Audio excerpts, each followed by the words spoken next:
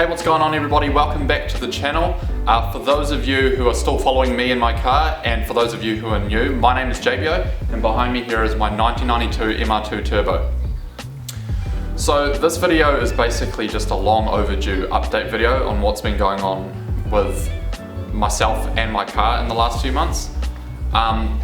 Basically where I left off in the last video was where I was talking about how the car was having a problem breaking up in 4th and 5th gear at high speed and lower sort of RPM. It would break up and it would shudder quite badly. In that video I talked about how I just wanted to get to the bottom of it. I was going to try a whole lot of different things to fix it, and that at the time I had sort of replaced all the ignition stuff and gone through a couple troubleshooting steps to see what I could do.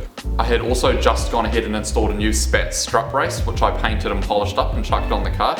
You can find the install for that on the last video that I did, which was back in January. Basically, depending on how you look at it, a lot of stuff has and hasn't happened between the last video and now, and it's been about 4 or 5 months, I'd say. It's been pretty eventful. The car's been giving me a lot of grief. It's had its problems here and there. I have managed to work through each problem it's got and fixed it, and the car's finally at a point where it's running the best it's ever done since I've put the engine back in the car, which you can also find on my channel as well. I put that engine back in about October-ish to try and get it ready for the MR2 Nationals last year, which the car unfortunately didn't make it to. But since I put it back in the car has run okay. It hasn't run great, but it's only been recently that I've managed to get it running to the point where I'm proud to say that it doesn't really have any problems as of yet. No doubt, it being an MR2 is probably going to come up with more problems later on, but I'll cross that bridge when I get to it. So I'll just quickly show you what's actually been going on with the car. So basically the first main problem the car had after that last video that I uploaded was that I had driven the car like 120 k's to Auckland, which is a nearby city to us, to go to a car meet with some of my friends. What did end up happening was we were leaving the meet and I did a bit of a pull down the road at full boost, went from 2nd into 3rd, and then my check engine light came on. And so I got a bit suspect as to what was going on, so we pulled over, we checked the codes on the car, and it came up with the code 52, which basically means a lack of knock sensor signal to the ECU. Now this can be basically two different things. Now when you get code 52, it either means the knock sensor has failed, or it's the shielded wire that goes from the knock sensor to the ECU. Now that basically meant my time in Auckland was cut short and I couldn't go to the next spot at the meet. So I had to drive back to Hamilton, which was about 120 k's in limp mode. And to do that I basically had to make no pounds of boost at all. Thankfully I did manage to make it home. The car was struggling, but it got here in one piece. And so basically I went through some troubleshooting steps. I did have continuity between the two, so that told me that the wire was probably fine, so I put it down to the knock sensor. I ended up sourcing, one of these is the broken one. I ended up sourcing either a 5SFE one or a 2JZ one. Plugged it in, started it up, and I had no issues after that. Basically sourcing those sensors and getting that knock sensor fixed actually took a while because I was just sort of over it at the time. I just let the car sit for a bit until I finally got the parts I needed and fixed it. So after that was done, the car was running okay again for a short stint. It was still breaking up a bit. The next problem was later, maybe a month or two later, I was going to head back to Auckland to go to another car meet. And on the way there, about 3/4 of the way there, the car threw another check engine light. What happens is the check engine light comes on and the ECU will store the code. If no code is coming up when you're checking for codes and you have a check engine light, usually that means the ECU is faulty. So I talked to one of my friends and he suggested to check the ECU first, which is what I did. So on the side of the road I actually got out my toolbox and I pulled the ECU out of the car to find that, let me just focus here, to find that there are a few capacitors blown. Mainly this one here. And now that one I think is C810, which is the one that controls idle. Basically, because the capacitor was blown and it had destroyed some of like the copper contacts, copper trace on the PCB, the ECU was running in limp mode and it wouldn't let the car run great at all.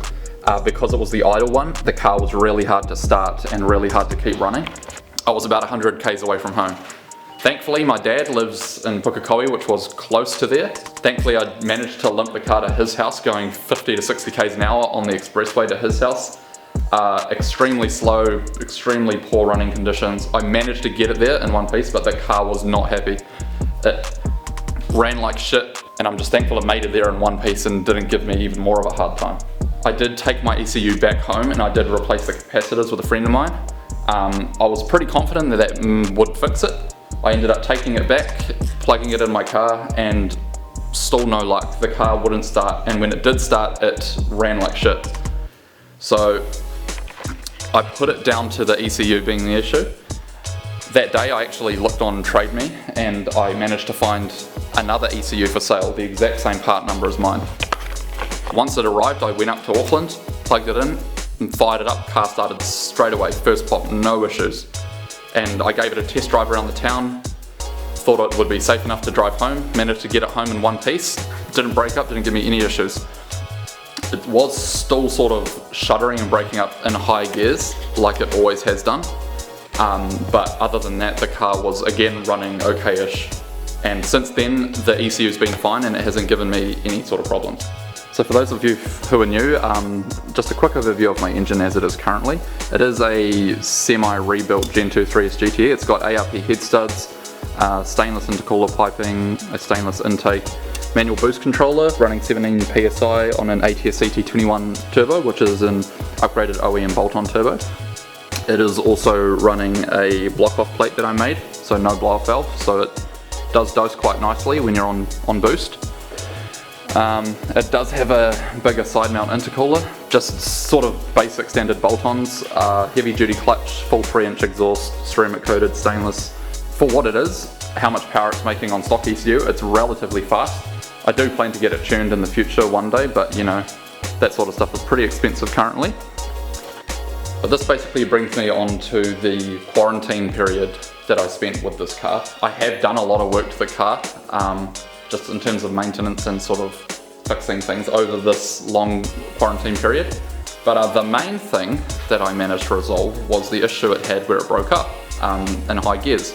I actually went round the engine and I pulled off all the ground wires. So there's one there, there's one under the intake, there is a massive ground strap on this side down here. This is probably the biggest one in the engine. I went round and I pulled them off, gave them all a good sand and a good clean, a wire wheel. I did everything I could to clean them up. I cleaned up the surfaces on the car that they mounted to, remounted everything, and I took it for a test drive. So I drove around like that for a week and it wasn't giving me any issues. And then recently I actually went back up to Auckland for the first time in a long time since, you know, the car broke down twice, and the car didn't break up once at all.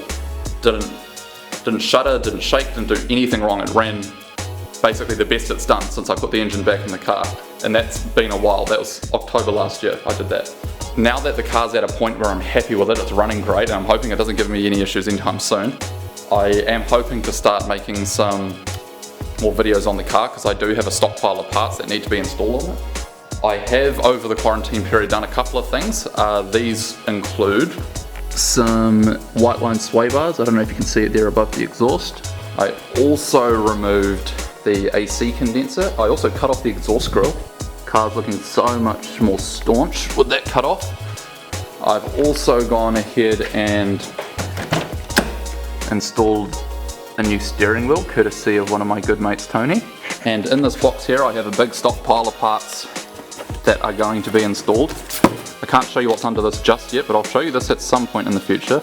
I do have some spherical shifter bushings, some sway bar bolts and plates that need to go on the front, a set of Prothane polyurethane suspension bushes, and I will probably end up doing a video on installing a new short hub and steering wheel in an MR2, as well as the new shift knob I'm waiting on as well. So all in all, that's basically what's happened since the last video and now. Car broke down twice, I fixed both of them, fixed the problem it was having, installed some stuff, pulled some stuff off, and that's pretty much me up to date with everything that's happened. If I did miss anything, I'll probably update you later on, but for now, I hope you enjoyed this video. I do have a lot of parts that I want to install and I want to film those for you as well. If you liked the video, let me know what you thought. If you haven't already, like the video. subscribe if you haven't. It really gives me motivation to make more videos. One of the main reasons I ended up doing this one was because I actually had a few people that kept hitting me up and asking when I was going to do the next one. And I figured it was about time I do an update because it was pretty overdue. But thanks for watching. I really appreciate the support that you guys have been giving me. Stay tuned for the next one and I'll see you all later. Peace.